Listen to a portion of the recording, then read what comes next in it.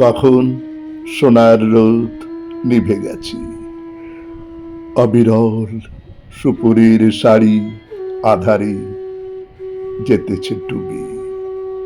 প্রান্তরের পার থেকে গরম বাতাস ক্ষুদিত চিলের মতো চৈত্রের এ অন্ধকার ফেলিতেছে শ্বাস।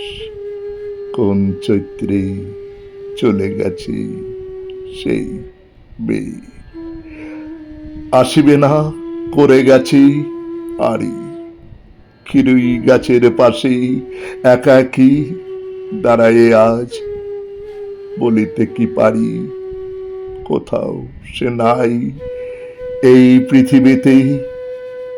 তাহার শরীর থেকে শ্বাস ঝরে গেছে বলেই তারে ভুলে গেছে নক্ষত্রের অসীম আকাশ। কোথাও সে নাই আর, পাবো না কো তারে কোন পৃথিবীর নিঙ্গারি।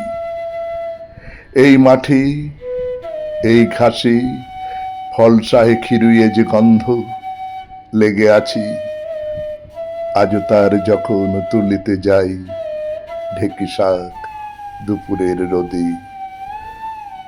শস্যের ক্ষেতের দিকে চেয়ে থাকি, অঘ্রাণে যে ধান ঝরিয়াছি তাহার দু এক গুচ্ছ তুলে নিই। চেয়ে দেখি নির্জন আমোদে পৃথিবীর রাঙা রোদে চড়িতেছে আকাঙ্ক্ষায় চিনি চাপা গাছে। জানি সে আমার কাছে আছে আজও, আজও সে আমার কাছে আছে। নমস্কার।